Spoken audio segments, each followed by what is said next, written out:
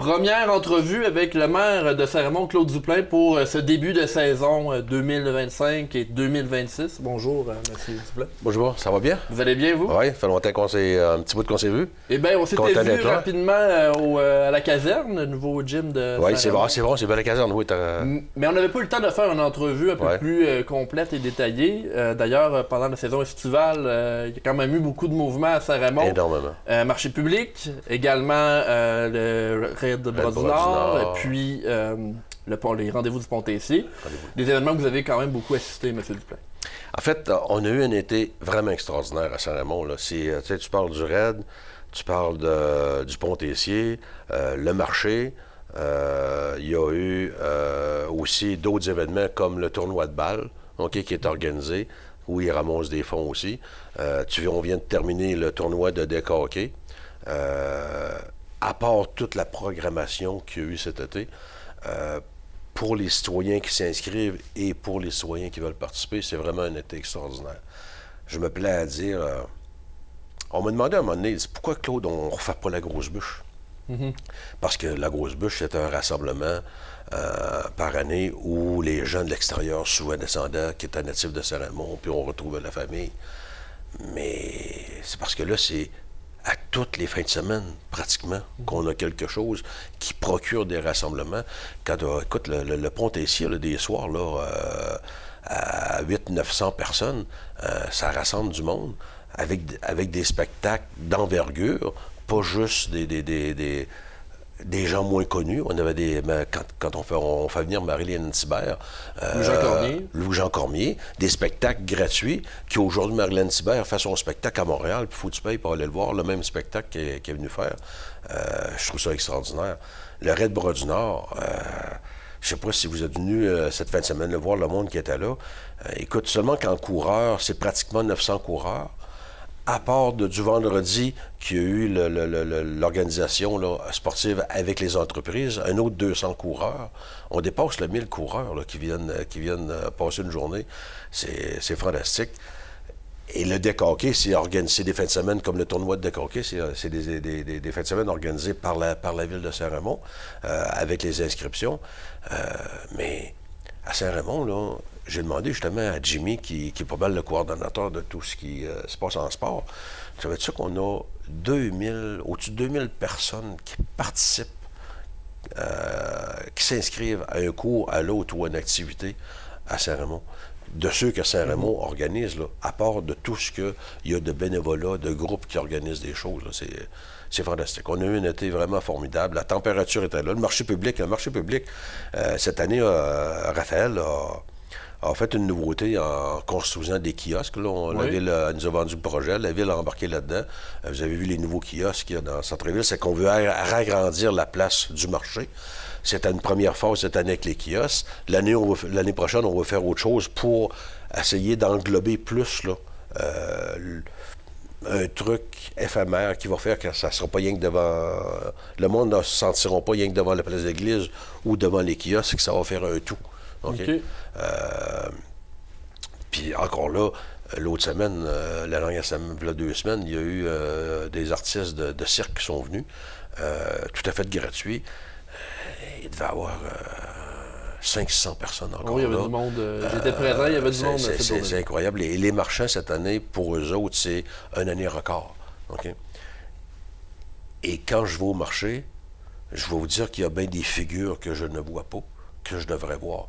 Pas parce que les gens ne veulent pas venir, c'est parce que les gens n'y pensent pas. Les gens... tu sais, c'est le jeudi soir. Les gens n'ont pas encore l'habitude de jeudi soir, on va au marché acheter nos légumes.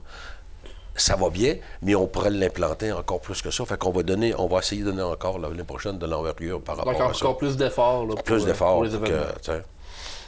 M. Duplein, j'aimerais qu'on passe à notre prochain sujet de conversation. Le projet Saint-Joseph qui a fait beaucoup de bruit dans la dernière année. Vous, ça fait plus de temps que ça que vous en entendez parler à la ville de Saint-Raymond. Dans le conseil de ville, pas donc du mois de septembre, mais du mois d'août, vous aviez parlé qu'il y a quand même de la désinformation suite à ce projet-là. En fait, il y a beaucoup de désinformation par rapport à ce projet-là. Il y a beaucoup d'inquiétudes. OK? Oui. Et les inquiétudes viennent... Puis là, je fais attention à ce que je dis, là, puis je ne veux pas froisser du monde. pour moi, les inquiétudes ne viennent pas de gens de Saint-Raymond qui sont natifs de Saint-Raymond. Là. Puis je veux faire attention. Je peux comprendre. C'est ceux qui viennent. Tu sais, le monsieur qui a fait la pétition, là, M. Martin, OK, qui vient de l'extérieur, qui vient de Québec, qui est établi à Saint-Raymond, un Raymondois, puis je suis content, puis je le respecte autant qu'un Raymondois de souche, OK? Mm-hmm. Sauf que j'ai l'impression que la perception, des fois, qu'ils ont, c'est que les gens qui viennent de la ville, là, ils sont habitués à ne pas faire confiance à leurs politiciens, OK? Ils ont peur de se faire compter des menteries. Nous, ici à Saint-Raymond, là, les conseils de ville, là, c'est tout du monde natif de Saint-Raymond. On connaît notre monde à Saint-Raymond, puis on est amis avec tout le monde. OK? S'il y a une chose que tu ne fais pas quand tu es ami, puis quand tu viens de la place, c'est de compter des menteries à ton monde. OK? Oui. Fait que ce projet-là, il est parti d'information parce qu'on a donné de l'information. Écoutez, c'est rare, là. Je veux dire, dès qu'on a parti ce projet-là, on n'a pas attendu là, un an. Là. On a fait une consultation publique tout de suite. Décembre 2024. Tout de suite. Pour dire au monde, regardez ce qu'on a. On s'apprête à travailler, OK? Avant qu'il y ait des plans, avant qu'il y ait des ententes, on s'apprête, on est en train de travailler ce projet-là, OK? Quand on a fini de parler du projet, à la fin de logement du monde, puis êtes-vous d'accord avec ça ou pas? La majorité, on levait la main. Oui, on est d'accord avec ça, M. Duplain. Puis ça n'en prend parce que moi, mais que je quitte ma maison, c'est là que je veux aller. Je ne veux pas aller à l'Estacade. L'Estacade, c'est un autre genre. Mm-hmm. Avec plus de services, c'est le genre de loyer que je veux avoir. Puis on a les moyens de se payer ces logements-là. Tu sais, quand on m'accoste puis qu'on dit à Saint-Raymond, c'est des loyers trop chers, on n'a pas les moyens de se payer ça. Ben non, mais pendant ce temps-là, nos gens, le nombre de gens qui ont quitté Saint-Raymond, qui m'ont appelé, qui ont quitté Saint-Raymond parce qu'il n'y a pas de logement, est plus grand que le nombre de personnes qui font la grogne présentement. Là. OK? Mm-hmm. On perd des citoyens de Saint-Raymond, OK, parce qu'ils s'en vont. Puis la raison, là, c'est toujours la même. Claude, c'est où tu veux que je reste à Saint-Raymond? Trouve-moi un loyer qui a de l'allure. Eux autres, ils veulent être des loyers. Fait que où ils déménagent? Ils déménagent à Pont-Rouge. Mm-hmm. Ils déménagent à Pont-Rouge, ils déménagent à Québec. Ils vont rester dans quoi? Dans des logements exactement comme on veut bâtir ici. OK? Ça, c'est une réalité. Il y a eu une contestation par rapport au parc Alban-Robitaille. Oui, je voulais vous emmener là-dessus, okay. Justement, parce que dans ce qu'on a pu entendre sur les réseaux ou même lire, certains étaient inquiets de perdre complètement le parc Alban-Robitaille. J'aimerais vous entendre là-dessus. La semaine dernière, une femme a contacté la directrice générale, OK? Où ils se sont vus. La directrice générale me contait ça. La dame était fâchée parce qu'elle pensait qu'on perdrait le jeu d'eau pour les enfants. Non. On ne le rapetisse pas, le parc Alban-Robitaille, on va l'agrandir. En pied carré, on va agrandir le parc Robitaille. Maintenant, on va partir de l'aréna, puis on va s'en aller avec une piste qui va s'en aller jusqu'à l'Estacade. On me parle de boisé, OK? Oui, je suis d'accord que c'est vrai, là où la raison... Les gens, les camps de jour... Une des citoyennes, là, m'a parlé, là, c'est le seul boisé qui reste à Saint-Raymond, à proximité dans le centre-ville. Oui. C'est vrai, OK? On ne le détruit pas tout, là, le boisé. Au contraire, lui aussi, il va en avoir plus grand. OK? Les arbres qu'il y a là, présentement, il y en a la moitié qui sont en fin de vie. Il va falloir les couper. Ils ne seront plus là depuis 5 ans. Nous autres, c'est de planter des arbres immédiatement, parce que ce boisé-là, de toute façon, dans le développement, il n'est pas coupé demain matin. Là. OK? Il est coupé quand le dernier 40 logements va se faire. OK? Il est implanté en partie à cette place-là. OK? C'est là qu'on va couper les arbres, pas avant. On va avoir le temps de planter des arbres immédiatement pour prévoir que quand ça va se couper, il va y avoir des places de remplacement. On me parle que les professeurs y vont beaucoup. Peut-être. Je veux bien croire. OK? Si je ne suis pas allé 100 fois sur le site depuis que ça se parle, je suis pas allé une fois. OK? Jamais vu des enfants jouer dans la forêt. Fait que ça n'a pas donné que je les vois. Sauf que ce que j'ai vu, par exemple, c'est d'aller sur le site, OK? Les jeunes du camp de jour, ils vont au parc Alban-Robitaille. Oui, puis les jeunes du camp de jour utilisent la section boisée, donc cette référence. Bien, vous irez voir. Vous irez voir. Je suis allé, moi. Je suis allé le parler. Je suis allé parler aux jeunes qui surveillent les jeunes. C'est quoi la réponse? Non, M. Duplain, on ne va jamais là. Mais pourquoi vous n'y allez pas? Bien, parce que c'est ici que ça se passe, là. Ouais, mais l'ombrage, ben oui, mais regardez, là, les jeunes sont tout à l'ombre, là. Ils n'étaient pas dans le boisé. Ils étaient tout à l'ombre. J'ai dit, vous restez tous là? Ben oui, ils sont tous à l'ombre, là, on est regroupés, on y va jamais dans le boisé. Peut-être, de temps en temps, qu'on va aller faire un tour, organiser un jeu dans le boisé. Mais les jeunes, c'est de ça qui sont là. Ils rentrent dans un jeu d'eau, ils sortent, ils se mettent à l'ombre. Puis cette journée-là, j'ai dit, vous devez être... J'ai dit, regarde, il y a du monde. J'ai dit, vous êtes au moins une quarantaine, ici, là, en vitesse. Elle dit, on n'est pas 40. Elle dit, j'ai 60 jeunes, ici, là. Puis il n'y avait personne qui était dans le côté boisé. Puis elle me dit, on y va jamais. Moi, je me fie à des choses que les gens me disent puis que je vois. Je veux pas... Tu sais, quand t'es maire, puis quand je dis justement la transparence pour moi est importante, moi, je me fie à des choses que je vois et qu'on me dit, qu'on me rapporte, puis qui sont sûrs. Pas du oui-dire. Que les professeurs y allent avec les cours pendant l'école, OK? C'est sûrement vrai. Ça n'a pas donné que j'en ai vu, mais c'est sûrement vrai, puis je le crois, là. OK? La quantité de... Combien de fois vous y allez par année? Comment la quantité? Puis dans ce qu'on va aménager, parce que là, en fait, je vais revenir là, ce que l'on est en train de préparer, OK? Je pense que les gens ont de la misère à se figurer de quoi va avoir l'air le parc Albert-Ambitoy dans le futur. Parce que vous savez là, que là, le terrain de baseball qui est en bas, OK? Là, maintenant, ça va se passer en haut, au parc mutuel. OK? Ça ne restera pas un champ de vagues, là. On est tout en train de planifier de comment réaménager, OK? Le terrain de baseball, OK? Pour faire des classes nature, OK? Ouais. Ça, c'est souvent demandé. Mais les classes nature, ça ne se fait pas n'importe comment, puis ça ne se fait pas dans n'importe quelle organisation. On est tout en train de penser à ça. OK? On est tout en train de fonder ça, puis on va aller suggérer ça à la commission scolaire pour voir si les professeurs peuvent s'en servir. On va avoir un terrain fantastique.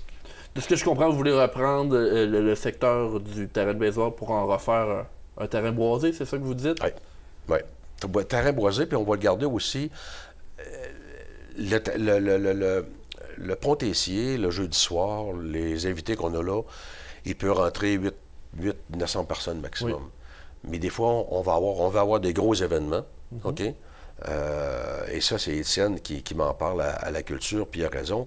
Quand on a des plus gros événements, là, on n'a plus de place, là, OK? Fait que là, le terrain de baseball pourra servir aussi à de plus grands événements quand on veut recevoir un spectacle de 1500 personnes, OK? Parce qu'on l'a déjà fait. Pendant la pandémie, on a organisé des spectacles là-bas, et ça a très bien fonctionné. Parce que vous savez que la scène, on est capable de déménager comme on veut. Ça, c'est fantastique. Il y a l'électricité, il y a l'eau, il y a les toilettes. Mais mis à part ces organisations-là, je veux pas que le terrain le reste vague. Il faut qu'il puisse servir. Et tu vois, on en a parlé justement. On a un architecte urbaniste qui travaille avec nous autres, qui nous aide à planifier des classes écoles, là, où les jeunes peuvent sortir avec, je ne veux pas le dévoiler, quelque chose de bien spécial que les gens vont aimer. C'est pas une bâtisse, mais les gens sont à l'abri avec des écrans pour pouvoir faire des classes, des classes nature. Et ça va être comme une extension. Fait que le parc Albert-Ambitoy ne sera plus seulement que le parc Albert-Ambitoy. Il va y avoir l'espace jeu parc Albert-Ambitoy, relaxation, aménagement de la piste, OK, avec des endroits pour pouvoir observer la rivière, s'assire, avec des petits coins pour pouvoir lire, s'assire tranquillement, prendre une marche. Ça s'en va jusqu'à l'estacade. Et le terrain de baseball, qui est un coin nature, classe nature, avec autre chose de spécial pour organiser la rivière, ça va faire un coin fantastique. Et là, comme on a de la misère à vendre ça aux gens parce qu'ils sont pas capables de visualiser, on est en train de faire des plans là-dessus pour démontrer. On va faire des dessins pour regarder de quoi ça va avoir l'air. Et c'est ça qu'on va soumettre aux gens. Aimez-vous ça? Donc, le secteur qui va vivre une remodélisation. Complètement, ça va être fantastique. Il y a un coin jeune, OK, qu'on veut organiser avec la Maison des jeunes. Et il y a d'autres choses qu'on veut faire. C'est qu'une chose que j'ai dit, c'est que, tu sais, une de mes motivations, c'est que ça fait... On a vécu 70 inondations dans les derniers 100 ans. Oui. OK? Les gens de Saint-Raymond ont toujours subi la rivière. Maintenant, moi, je veux qu'on la vive, la rivière. Ça veut dire que à partir On a une mise à l'eau, là, un peu plus loin, sur la rue Saint-Hubert. Oui, tu parles de la rivière Saint-Anne. Oui, tu as toujours, je sais pas si il va souvent, là. Oui. Il y a toujours une dizaine de chars qui sont là, des gens qui viennent mettre le kayak. Mais comme avec les projets qu'on a futurs pour régler les projets de la rivière, on va rehausser un peu le niveau de la rivière, et là, elle va devenir navigable.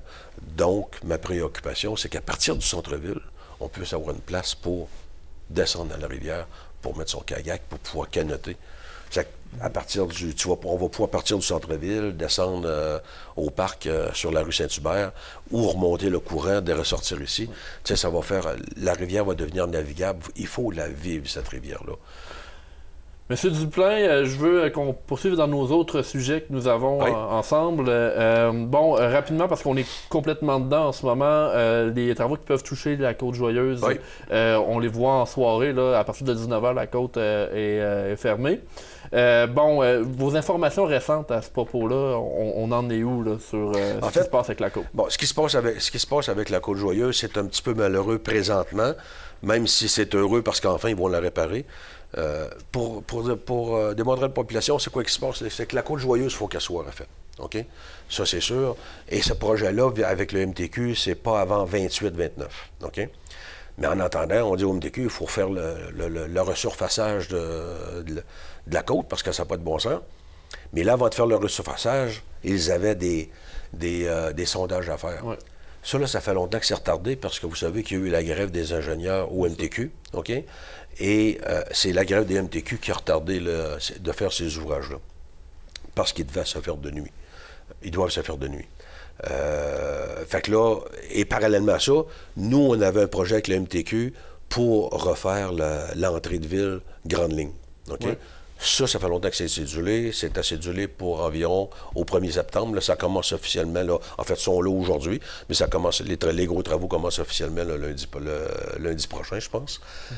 Ça, il y en a pour 10 semaines. Okay? Ouais, sur la Grande Ligne. Sur la Grande Ligne. Et là, parallèlement à ça, ce que je viens de vous expliquer qu'il faut faire pour la Côte-Joyeuse. La Côte-Joyeuse, les travaux, c'est 3 semaines de forage, OK?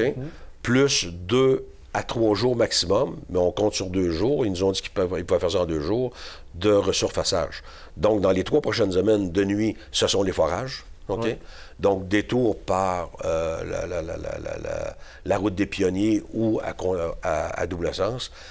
Après ces travaux-là, on va tomber dans un problème plus grave parce que ça ne sera pas de nuit, ça va être de jour. On va fermer la côte pendant 2-3 jours maximum. OK? Et là, il y aura des tours complets par la route des Pionniers ou par la route Cochrane, en même temps qu'il y aura les travaux à la Grande Ligne. Ouais. Là, on risque d'avoir... Là, c'est vrai qu'on va avoir du trafic dans le centre-ville. OK? On est obligé de l'admettre. Soyons patients.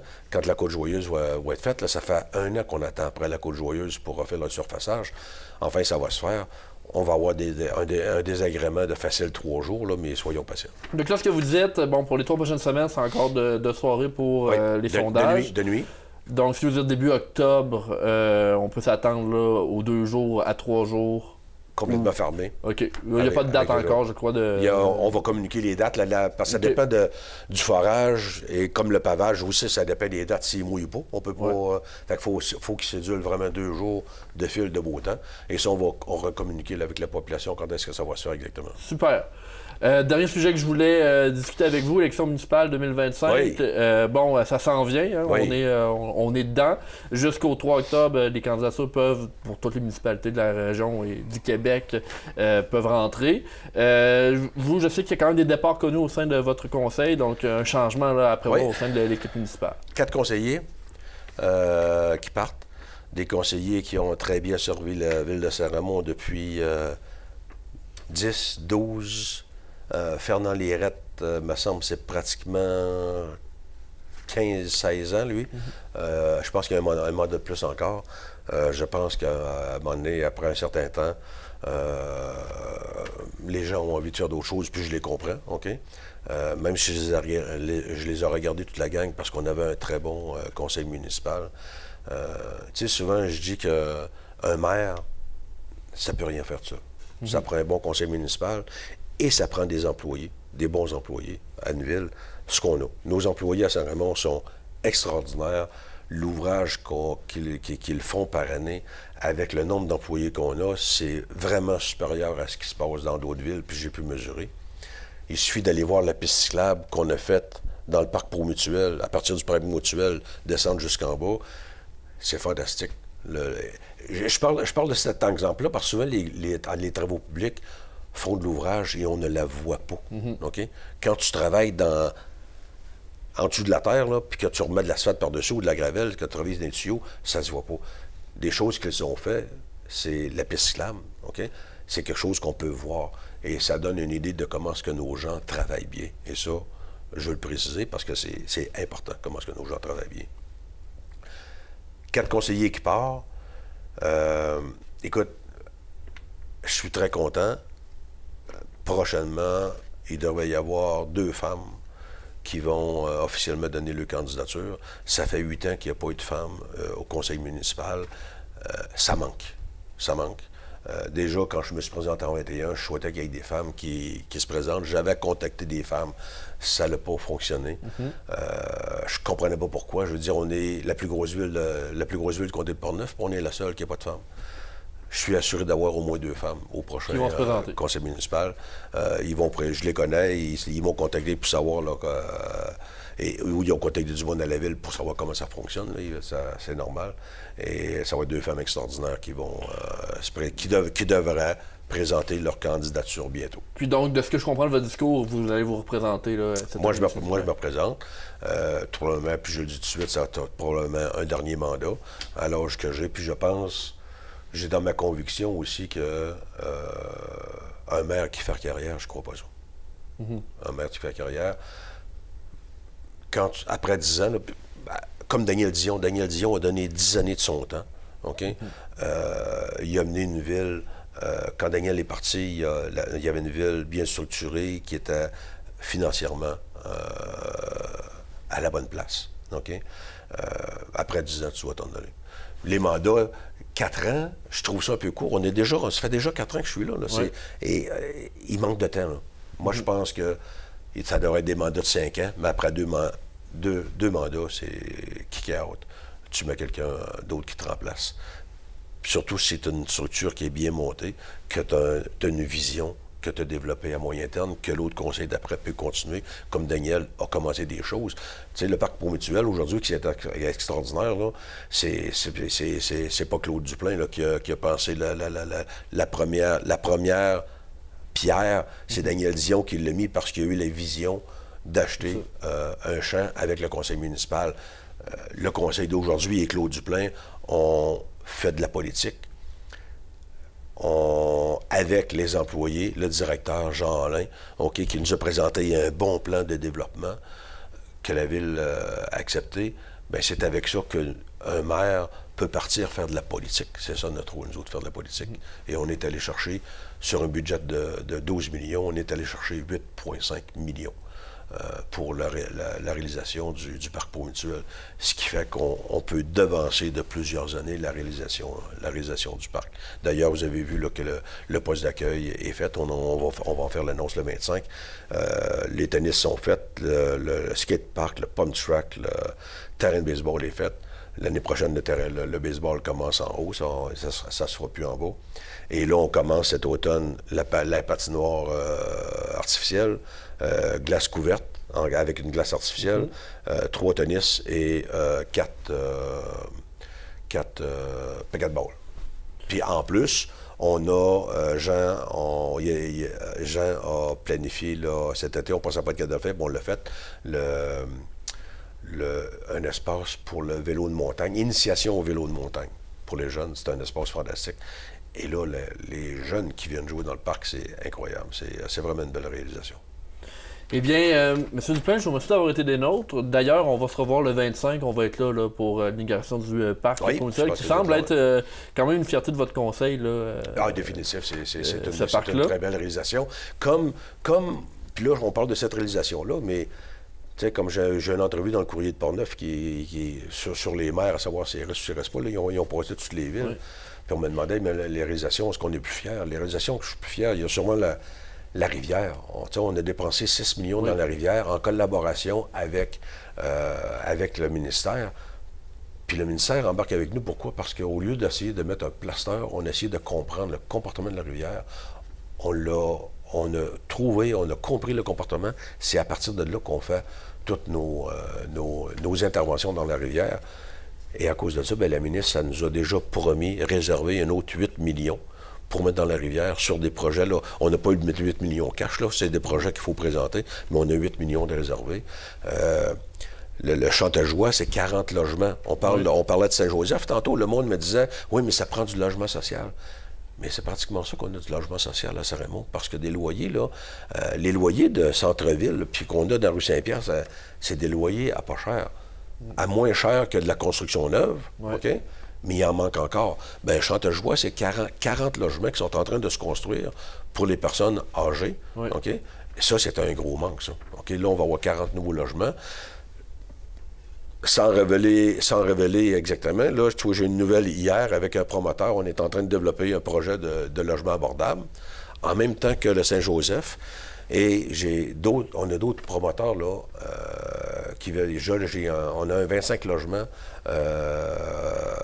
qu'on va faire je ne peux pas dévoiler où exactement. Il y a un entrepreneur qui a commencé là, un 12 logements au bout de la rue du Plein. Il va avoir, je pense, c'est 24 logements qu'il va avoir là. Le 40 logements là-bas. Le coin Saint-Joseph. Et tout ça dans le milieu urbain. Et ça, c'est à part de d'autres développements qui s'en viennent. Mais, tu sais, il faut faire attention parce que Saint-Raymond, ce qui est important pour moi, c'est que Saint-Raymond a une âme. Et on ne veut pas développer à l'excès, OK? Il faut garder cette âme-là qu'il y a à Saint-Raymond, OK? C'est pour ça que mon dit sur Paradis, c'est de dire, venez rester chez nous, mais venez y travailler chez nous, OK? Venez pas rester chez nous pour voyager à Québec après, OK? Moi, je peux me vanter, on peut se vanter à Saint-Raymond d'avoir une des municipalités au Québec, OK? Où il y a le moins de transport de gens qui sortent à l'extérieur. Nous, on est à peu près là, à 34 de monde qui s'en vont travailler à l'extérieur. C'est un des bateaux au Québec. Et il y en a qui sont jusqu'à 89 du monde qui sortent de leur ville pour aller travailler. Là. Ça, on veut pas ça, sincèrement. On veut que le monde soit ici, vive ici. On veut pas de ville dortoir. On veut pas de ville dortoir. Ton mot est très bon. Monsieur Duplain, c'est tout le temps que nous avions. On a dépassé d'ailleurs. On a dépassé d'ailleurs. Mais on va s'organiser avec ça, nous aussi, à CGSR. Je vous remercie. Hey, merci beaucoup, ça fait plaisir. Merci.